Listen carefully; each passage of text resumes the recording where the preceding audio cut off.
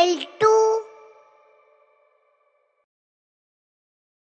ജീവശാസ്ത്രം ക്ലാസ്സിലേക്ക് എല്ലാവർക്കും സ്വാഗതം. Lives mysteries in little chambers, കുഞ്ഞറയ്ക്കുള്ളിലെ ജീവരഹസ്യങ്ങൾ എന്ന അധ്യായത്തിൻ്റെ കഴിഞ്ഞ ക്ലാസ്സിൽ നാം മനസ്സിലാക്കിയ പ്രവർത്തനങ്ങളുടെ തുടർച്ചയാണ് നാം ഇപ്പോൾ കടന്നു പോകുന്നത്. കഴിഞ്ഞ ക്ലാസ്സിൽ നമ്മളൊരു പരീക്ഷണ റിപ്പോർട്ട് തയ്യാറാക്കാനും അതുപോലെ തന്നെ മൈക്രോസ്കോപ്പിൻ്റെ ഘടനയുമായി ബന്ധപ്പെട്ട് അതിൻ്റെ ഭാഗങ്ങൾ തിരിച്ചറിയാനും അവയുടെ ഭാഗങ്ങളുടെ പ്രവർത്തനവുമായി ബന്ധപ്പെട്ട ചില കുറിപ്പുകൾ രേഖപ്പെടുത്താനും തന്നിരുന്നു.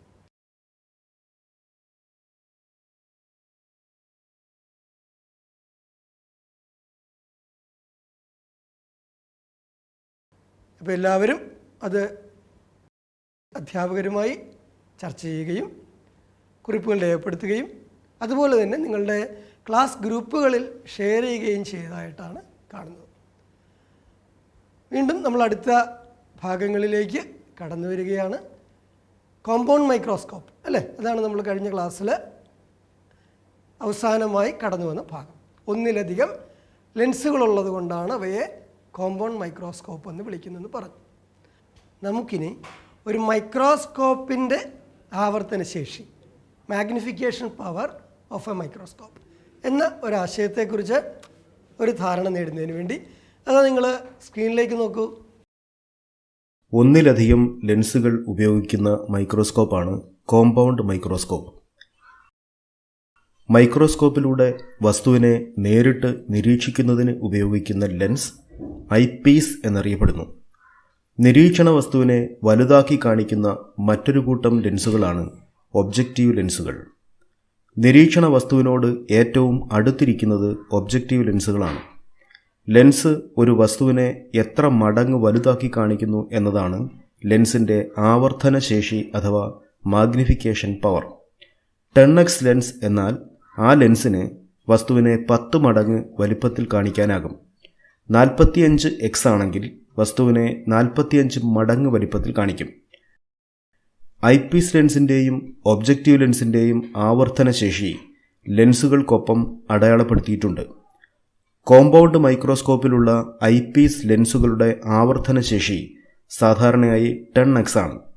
അതായത് ഐപീസ് ലെൻസുകളിലൂടെ ദൃശ്യത്തെ 10 മടങ്ങ് വലിപ്പത്തിൽ കാണാനാകും. വ്യത്യസ്ത മാഗ്നിഫിക്കേഷൻ പവറുകളുള്ള ലെൻസുകളാണ് ഒബ്ജക്റ്റീവ് ലെൻസുകൾ. അവ 10x, 45x, 100x എന്നിങ്ങനെ അടയാളപ്പെടുത്തിയിരിക്കുന്നു.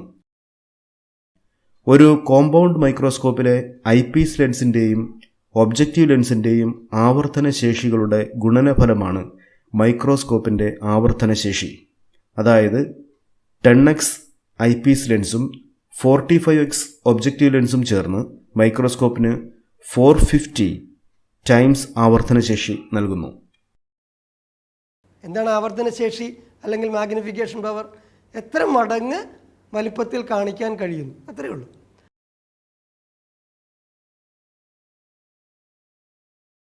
ആവർത്തനശേഷി എന്ന് പറയുക ഈ രണ്ട് തുകകളുടെയും ഗുണനഫലമാണ്.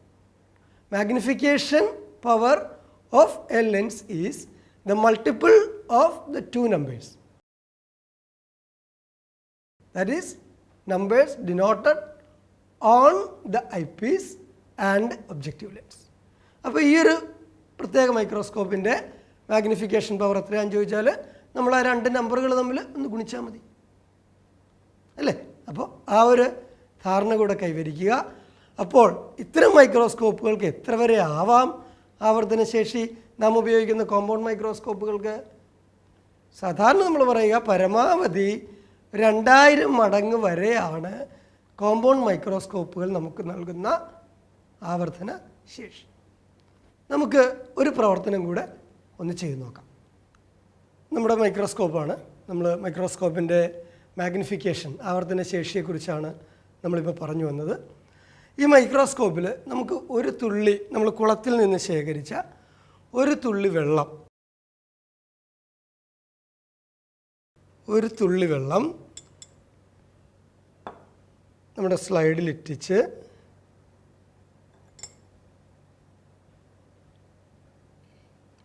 മൈക്രോസ്കോപ്പിലൂടെ നിരീക്ഷിക്കുക. ഓക്കെ, ഇതിനെ ഇപ്പോൾ ഇതൊരു വെബ് ക്യാമാണ്. നമ്മുടെ സ്കൂളിൽ എല്ലാ സ്കൂളുകളിലും നമുക്ക് വെബ് ക്യാമുണ്ട്. ഈ വെബ് ക്യാം ഉപയോഗിച്ച് നമുക്കിതിനെ ഒന്ന് കമ്പ്യൂട്ടറിൽ എന്താണ് നമ്മൾ ഈ കുളത്തിൽ നിന്ന് നമ്മൾ ശേഖരിച്ച ആ വെള്ളത്തിൽ നമുക്ക് എന്താണ് കാണാൻ കഴിയുന്നതെന്ന് നോക്കാം. നോക്കുക, എൻ്റെ USB വെബ് ക്യാമാണ്. അതിനെ നമ്മുടെ ലാപ്ടോപ്പിൻ്റെ USB പോർട്ടിൽ കണക്ട് ചെയ്യുക. തുടർന്ന് ഇതിൻ്റെ പിൻ ക്യാമറയാണ്. ആ ക്യാമറ കൃത്യമായി നമ്മുടെ മൈക്രോസ്കോപ്പിൻ്റെ ഐ പീസിലേക്ക് കണക്ട് ചെയ്യുക. ആണോ, നിങ്ങൾക്കിപ്പോൾ സ്ക്രീനിൽ കാണാം. നിങ്ങളിപ്പോൾ സ്ക്രീനിലേക്ക് നോക്കുന്നുണ്ടോ? നമ്മുടെ മോണിറ്ററിൽ കാണുന്ന ആ വ്യൂ ആണ് നിങ്ങളിപ്പോൾ കാണുന്നത്. അപ്പോൾ അതിൽ നിങ്ങൾക്ക് നമ്മുടെ കുളത്തിൽ നിന്ന് ശേഖരിച്ച ജലമാണ് അല്ലേ. ചില സൂക്ഷ്മജീവികളുടെ ചലനങ്ങളൊക്കെ നിങ്ങൾക്കവിടെ കാണാനായിട്ട് കഴിയും. നമ്മുടെ അമീബയെ പോലെ, അമീബ ഉൾപ്പെടെയുള്ള ജീവികളെ നമുക്കവിടെ കാണാൻ കഴിയും. ഉണ്ടോ? ആ സൂക്ഷ്മജീവികളുടെ ഒരു സാന്നിധ്യം നമുക്കവിടെ കാണാം. ആ കുളത്തിലുള്ള ഏതാനും ജീവികളെ നമുക്ക് കാണാം.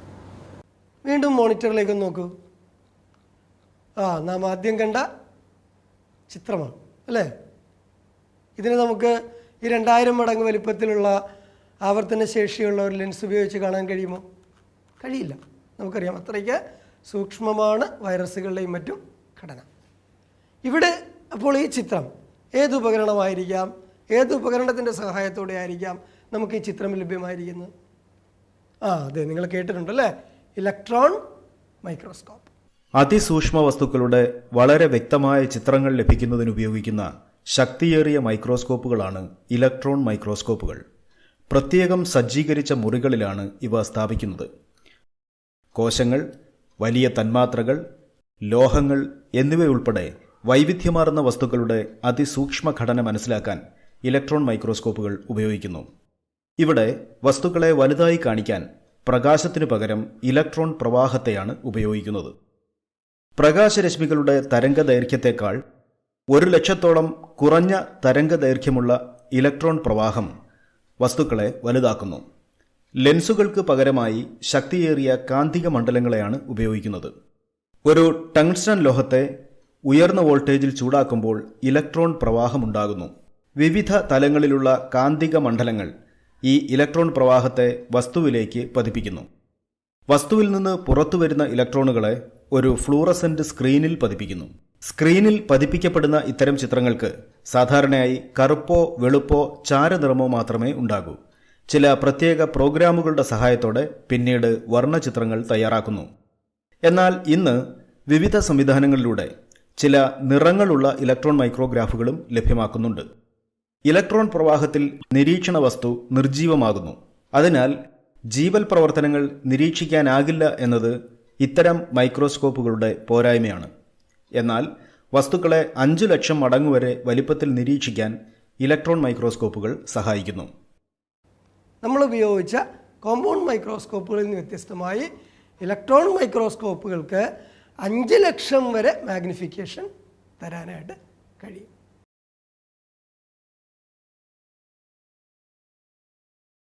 ആ കാഴ്ചയിൽ തന്നെ നമുക്ക് മനസ്സിലാവും അല്ലേ.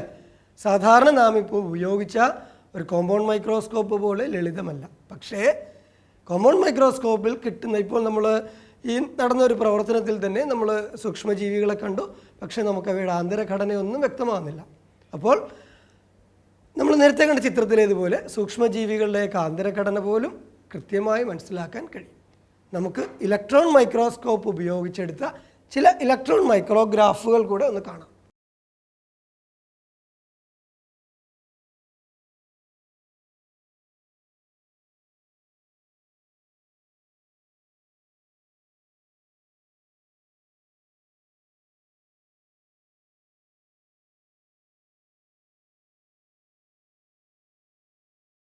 ആ ചിത്രങ്ങളുടെ പ്രത്യേകത ശ്രദ്ധിക്കൂ. നാം സാധാരണ മൈക്രോസ്കോപ്പിൽ, കോമൺ മൈക്രോസ്കോപ്പിൽ കണ്ടതുപോലെ അല്ലേ. ചിത്രങ്ങൾക്ക് വ്യക്തതയുണ്ട്, നമുക്ക് ഭാഗങ്ങൾ കൃത്യമായി കാണാം. ഇതൊക്കെയാണ് അതിൻ്റെ മേന്മ. ഇലക്ട്രോൺ മൈക്രോസ്കോപ്പ് വൈദ്യുതിയുടെ സഹായത്തോടെ പ്രവർത്തിക്കുന്ന ഒരു ഉപകരണമാണ്. മറ്റൊരു പ്രത്യേകത, നാം കോമൺ മൈക്രോസ്കോപ്പുകളിൽ കണ്ട ലെൻസുകളല്ല ഇവിടെ ഉപയോഗിക്കുക.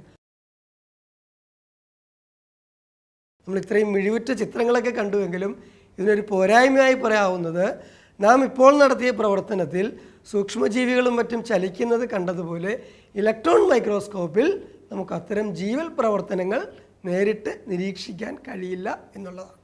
ഏതായാലും ഇലക്ട്രോൺ മൈക്രോസ്കോപ്പിൻ്റെ കണ്ടെത്തലാണ് കോശത്തിൻ്റെ അതിസൂക്ഷ്മ ഘടനയിലേക്ക് ഉള്ള പഠനത്തിലേക്ക് നമ്മെ വളരെയധികം സഹായിച്ചത്. നമുക്കറിയാം, നമ്മൾ കഴിഞ്ഞ ക്ലാസ്സിൽ മനസ്സിലാക്കി, ആദ്യമായി റോബർട്ട് ഹുക്ക് എന്ന ശാസ്ത്രജ്ഞൻ കോർക്ക് കോശങ്ങളെ നിരീക്ഷിച്ച് ആദ്യമായി സെൽ അല്ലെങ്കിൽ കോശം എന്നുള്ള പദം ഉപയോഗിച്ചു എന്നുള്ള ആശയങ്ങളൊക്കെ നമ്മൾ പങ്കുവെച്ചാണ്. കോശവിജ്ഞാനീയ ചരിത്രത്തിലെ ചില ശാസ്ത്രജ്ഞന്മാരെ നമുക്കൊന്ന് പരിചയപ്പെടാം. മോണിറ്ററിലേക്ക് നോക്കൂ. Robert brown. എന്താണ് അദ്ദേഹത്തിൻ്റെ കോൺട്രിബ്യൂഷൻ? അദ്ദേഹമാണ് ന്യൂക്ലിയസ് കണ്ടെത്തിയത്. ഡിസ്കവേർഡ് ന്യൂക്ലിയസ് 1831 ഈ കണ്ടെത്തൽ. പിന്നീട് 1838 MJ ഷ്ലീഡൻ എന്ന ശാസ്ത്രജ്ഞൻ സസ്യശരീരം കോശനിർമ്മിതമാണ് എന്ന് കണ്ടെത്തി. Found that the body of plant is made up of cells. 1839 Theodor Schwann ജന്തുശരീരം കോശനിർമ്മിതമാണ് എന്ന് കണ്ടെത്തി. All animals are made up of cells. 1858 സുപ്രധാനമായ മറ്റൊരു കണ്ടെത്തൽ നടന്നു. റുഡോൾഫ് വിർഷോ എന്ന ശാസ്ത്രജ്ഞനാണ് ആ കണ്ടെത്തൽ നടത്തിയത്. അദ്ദേഹം വിഭജിക്കുന്ന കോശങ്ങളെ നിരീക്ഷിച്ച് നിലവിലുള്ള ഒരു കോശത്തിൽ നിന്ന് മാത്രമേ പുതിയ കോശങ്ങൾ രൂപം കൊള്ളുകയുള്ളൂ എന്ന ഒരു കണ്ടെത്തൽ നടത്തി. So Rudolf Virchow inferred that new cells arise only from existing cells. അപ്പോൾ ഇത്തരം കണ്ടെത്തലുകൾ ഇവയൊക്കെ കൂട്ടിച്ചേർത്ത് പിന്നീട് സെൽ തിയറി, കോശ സിദ്ധാന്തം എന്ന ഒരു കൺസെപ്റ്റ്, ഒരു ആശയം മുന്നോട്ട് വെച്ചു. നാം ഇപ്പോൾ പറഞ്ഞുപോയ MJ ഷ്ലീഡനും തിയഡോർ ഷ്വാനുമാണ് ഈ കോശ സിദ്ധാന്തത്തിന് പിന്നിൽ മുഖ്യമായും പ്രവർത്തിച്ചത്. കോശങ്ങളുമായി ബന്ധപ്പെട്ട് അതുവരെ ഉണ്ടായിരുന്ന ആശയങ്ങളെ കൂട്ടിച്ചേർത്താണ് MJ ഷ്ലീഡനും തിയഡോർ ഷ്വാനും ചേർന്ന് കോശ സിദ്ധാന്തം ആവിഷ്കരിച്ചത്. രണ്ട് മുഖ്യ ആശയങ്ങളാണ് അവർ മുന്നോട്ട് വെച്ച സെൽ തിയറിയിൽ ഉണ്ടായിരുന്നത്. ഒന്നാമത്തേത്, എല്ലാ ജീവികളുടെയും ശരീരം കോശങ്ങളാൽ നിർമ്മിതമാണ്. The body of all organisms is made up of cell. രണ്ടാമത്തെ ആശയം, ജീവികളുടെ ഘടനാപരവും ജീവധർമ്മപരവുമായ അടിസ്ഥാന ഘടകമാണ് കോശം എന്നതാണ്. Cell is a structural and functional basic unit of all organisms. ഇനി ആ മോണിറ്ററിലേക്ക് നോക്കൂ. കോശം നിർവഹിക്കുന്ന മുഖ്യ ധർമ്മങ്ങൾ എന്തൊക്കെയാണ്? ആ ചിത്രീകരണം ഒന്ന് നിരീക്ഷിക്കൂ.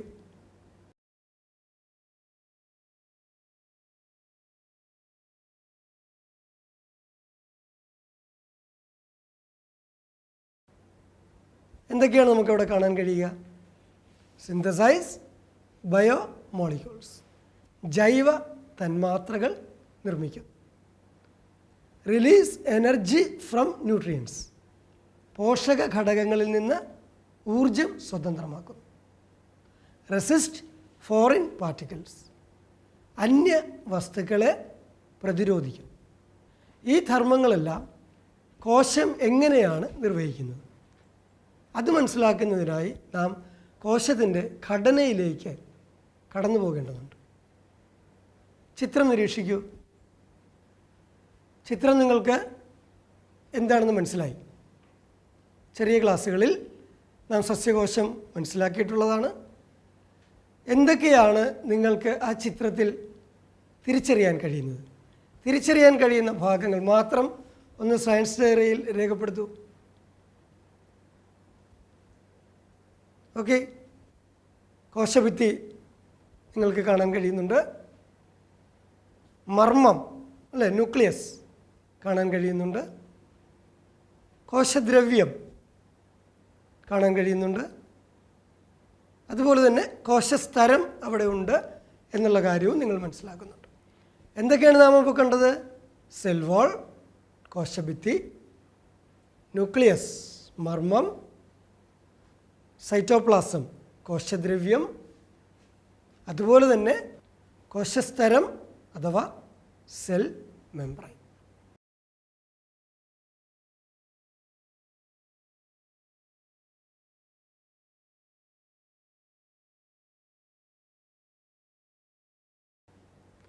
നമുക്കിവിടെ ഏതാനും വാക്കുകൾ കൂടെ മനസ്സിലാക്കി പോകേണ്ടതുണ്ട്.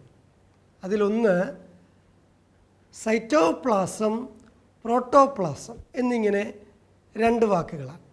എന്താണ് പ്രോട്ടോപ്ലാസം? കോശസ്തരത്തിനുള്ളിൽ കാണുന്ന എല്ലാ പദാർത്ഥങ്ങളെയും ചേർത്താണ് പ്രോട്ടോപ്ലാസം എന്ന് വിളിക്കുക. All substances inside the cell membrane constitute the protoplasm.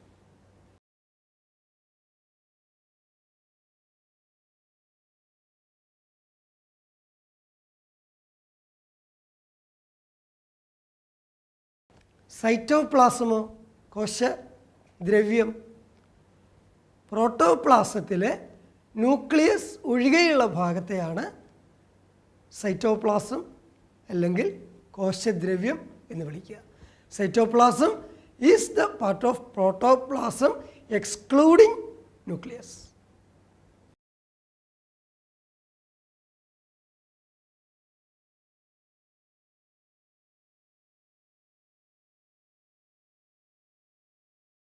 Okay, കോശത്തിൻ്റെ ജീവൽ പ്രവർത്തനങ്ങൾക്ക് ആവശ്യമായ എല്ലാ ഘടകങ്ങളും കോശത്തിൽ തന്നെ നിലനിൽക്കുന്നു. കോശം സെൽഫ് സസ്റ്റൈനബിളാണ്, സ്വയം പര്യാപ്തമാണ്. നാം പറഞ്ഞു കോശത്തിലെ എല്ലാ പ്രവർത്തനങ്ങളും നടക്കേണ്ടതുണ്ട്. കോശത്തിലെ പ്രവർത്തനങ്ങളെ ഒരു വ്യവസായശാലയുടെ പ്രവർത്തനത്തോട് നമുക്ക് ഉപമിക്കാം. നമുക്കറിയാം, ഒരു വ്യവസായശാലയിൽ അസംസ്കൃത വസ്തുക്കൾ എത്തുകയും അവിടെ വിവിധ ഉൽപ്പന്നങ്ങൾ നിർമ്മിക്കപ്പെടുകയും ചെയ്യാം. ഊർജം ഉൽപ്പാദിപ്പിക്കപ്പെടാം, വിതരണം ചെയ്യപ്പെടാം, വസ്തുക്കൾ അങ്ങോട്ടും ഇങ്ങോട്ടുമൊക്കെ കൊണ്ടുപോകാനുള്ള സംവിധാനങ്ങൾ. ഈ പ്രവർത്തനങ്ങളെയൊക്കെ നിയന്ത്രിക്കുന്നതിനാവശ്യമായ ഒരു നിയന്ത്രണ കേന്ദ്രം അല്ലെങ്കിൽ ഒരു ഓഫീസ്. ഇതുപോലെ കോശത്തിലെ എല്ലാ പ്രവർത്തനങ്ങൾക്കും വേണ്ട എല്ലാ യൂണിറ്റുകളും നമുക്കിവിടെ കാണാൻ കഴിയും. എന്താണ് കോശാംഗങ്ങൾ? ജീവധർമ്മങ്ങളുടെ നിർവഹണത്തിനായി കോശദ്രവ്യത്തിൽ കാണപ്പെടുന്ന സവിശേഷ ഘടകങ്ങളാണ് കോശാംഗങ്ങൾ എന്ന് വിളിക്കപ്പെടുന്നത്. Cell organelles are the specific parts seen in the cytoplasm to perform physiological functions. അങ്ങനെ ഓരോ സെൽ ഓർഗനൽ കോശാംഗങ്ങളിലൂടെ നാം കടന്നു പോവുകയാണ്. ശ്രദ്ധിക്കുക, ഓരോന്നിനെയും സംബന്ധിച്ച ആവശ്യമായ കുറിപ്പുകൾ നിങ്ങൾ സയൻസ് ഡയറിയിൽ രേഖപ്പെടുത്തേണ്ടതുണ്ട്. ചിത്രം ശ്രദ്ധിക്കൂ. മൈറ്റോകോൺട്രിയോൺ എന്ന കോശാംഗമാണ് ചിത്രത്തിൽ കാണുന്നത്. കോശത്തിനാവശ്യമായ ഊർജം നിർമ്മിക്കുകയും സംഭരിക്കുകയും ചെയ്യുന്ന കേന്ദ്രമാണ് മൈറ്റോകോൺട്രിയോൺ. അതുകൊണ്ട് തന്നെ മൈറ്റോകോൺട്രിയോണിനെ power house of the cell, കോശത്തിൻ്റെ പവർ ഹൗസ് എന്ന് വിളിക്കാറുണ്ട്. കൂടുതൽ ഊർജം ആവശ്യമായ കരൾ, തലച്ചോറ്, പേശികൾ എന്നിവിടങ്ങളിലെ കോശങ്ങളിലൊക്കെ മൈറ്റോകോൺട്രിയകളുടെ എണ്ണം കൂടുതലാണ്.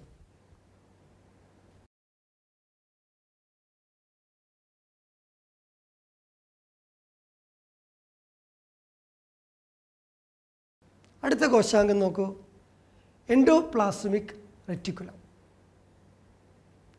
കോശത്തിനുള്ളിൽ പദാർത്ഥങ്ങളുടെ സംവഹനം നടത്തുന്നത് എൻഡോപ്ലാസ്മിക് റെറ്റിക്കുലമാണ്. The passage in the cell. അതോടൊപ്പം തന്നെ കോശത്തിന് ആകൃതിയും ബലവും കൊടുക്കാൻ കൂടെ എൻഡോപ്ലാസ്മിക് റെറ്റിക്കുലം സഹായിക്കുന്നുണ്ട്. ഈ കാരണത്താൽ ഇതിനെ കോശാസ്ഥികൂടം, സൈറ്റോസ്കെൽറ്റൻ എന്ന് വിളിക്കാറുണ്ട്. മറ്റൊരു കോശാംഗമാണ് റൈബോസോം. കോശത്തിലെ പ്രോട്ടീൻ നിർമ്മാണ കേന്ദ്രമാണ് ribosome, centre of protein synthesis. ഇത് ചിത്രത്തിൽ നോക്കൂ. നാം നേരത്തെ പറഞ്ഞ എൻഡോപ്ലാസ്മിക് റെറ്റിക്കുലത്തോട് ചേർന്നാണ് കൂടുതൽ റൈബോസോമുകളും കാണപ്പെടുക. എന്നാൽ കോശദ്രവ്യത്തിൽ സ്വതന്ത്രമായും റൈബോസോമുകളുണ്ട്. ചിത്രത്തിൽ നിരീക്ഷിച്ചാൽ നിങ്ങൾക്കത് മനസ്സിലാവും.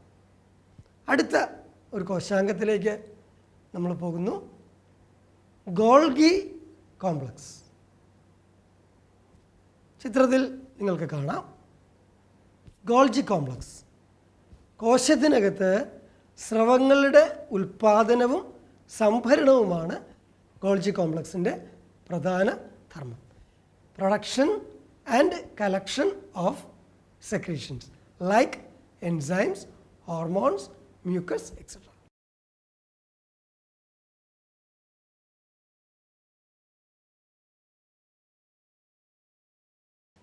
ഫേനം അല്ലെങ്കിൽ വാക്യൂൾ. ചിത്രത്തിലേക്ക് നിങ്ങൾ നോക്കൂ. ഒരു സസ്യകോശത്തിൽ ഫേനം എന്നുള്ള ആ കോശാംഗത്തെ നമുക്ക് തിരിച്ചറിയാനായിട്ട് കഴിയും. It is covered by a membrane called tonoplast. Tonoplast എന്ന് പറയുന്ന ഒരു ആവരണം കൊണ്ട് ഇതിനെ, ഒരു സ്തരം കൊണ്ട് ഇതിനെ പൊതിഞ്ഞിട്ടുണ്ട്. പ്രധാനമായും ജലം, ലവണങ്ങൾ, ചില മാലിന്യങ്ങൾ എന്നിവയുടെയൊക്കെ സംഭരണ കേന്ദ്രമാണ്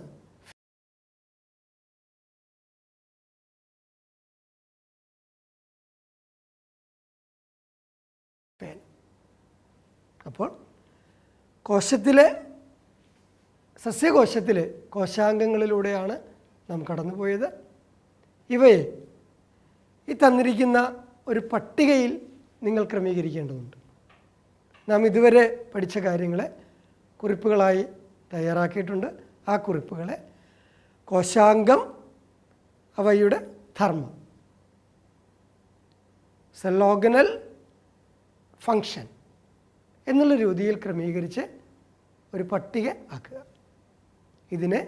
ഈ പ്രവർത്തനം പൂർത്തിയാക്കി നിങ്ങളുടെ ബയോളജി ടീച്ചറിനെ കാണിക്കുക. ഒപ്പം നാം ഇന്ന് പഠിച്ച കാര്യങ്ങൾ ഇനിയും നമുക്ക് കോശാംഗങ്ങളെ പരിചയപ്പെടേണ്ടതുണ്ട്. അതിന് സഹായകമാകുന്ന രീതിയിൽ മനസ്സിലാക്കി അടുത്ത ക്ലാസ്സിന് വേണ്ടി തയ്യാറാകുക. നന്ദി.